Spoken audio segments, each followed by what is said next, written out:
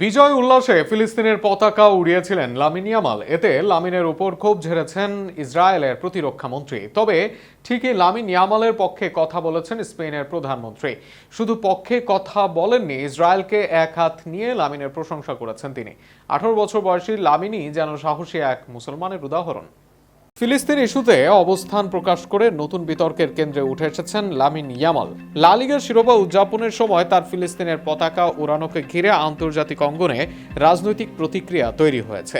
ইসরায়েলের প্রতিরক্ষা মন্ত্রী এই ঘটনাকে ইসরায়েল বিরোধী ঘৃণা উস্কানি হিসেবে আখ্যা দিলেও প্রকাশ্যে ইয়ামালের পক্ষ নিয়েছেন স্পেনের প্রধানমন্ত্রী পেদ্রো সানচেজ। সোমবার লা লিগার শিরোপা উদযাপন উপলক্ষে বার্সেলোনার রাস্তায় ছাদখোলা বাসে বিজয় শোভাযাত্রা করে বার্সেলোনা।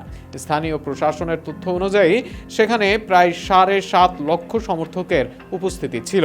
উদযাপনের এক পর্যায়ে ফিলিস্তিনের পতাকা হাতে দেখা যায় 18 বছর বয়সী ইয়ামালকে। সেই মুহূর্তের ছবি ও ভিডিও দ্রুত সামাজিক যোগাযোগ মাধ্যমে ছড়িয়ে পড়ে এবং বিশ্বজুড়ে ব্যাপক আলোচনা শুরু হয়। ঘটনার পর ইসরায়েলের প্রতিরক্ষা মন্ত্রী ইসরায়েল কাটজ অভিযোগ করেন, একটি ফুটবল মঞ্চ ব্যবহার করে রাজনৈতিক বার্তা দেওয়া হয়েছে, যা ইসরায়েলের বিরুদ্ধে ঘৃণার পরিবেশ তৈরি করতে পারে।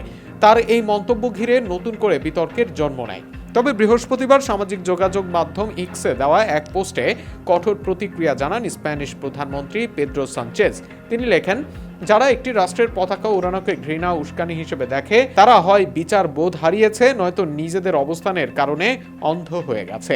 সানচেজ আরও বলেন, লামিন কেবল সেই সংহতি প্রকাশ করেছে যা লাখো স্প্যানিয়ার্ড ফিলিস্তিনের জনগণের প্রতি অনুভব করেন। এটি তাকে নিয়ে গর্ব করার আরও একটি কারণ। এদিকে বিষয়টি নিয়ে প্রতিক্রিয়া জানিয়েছেন বার্সেলোনা কোচ। সংবাদ মাধ্যমকে তিনি বলেন, ব্যক্তিগতভাবে আমি বিষয়টি পছন্দ করিনি। আমি ইয়ামালের সঙ্গে কথা বলেছি, তবে সে এখন প্রাপ্তবয়স্ক, তাই এটি তার ব্যক্তিগত সিদ্ধান্ত। তবে লামিন যে লা লিগার সাথে জিতে নিয়েছেন কোটি কোটি ইসলাম ধর্মীদের মন, তা বলাই যায়।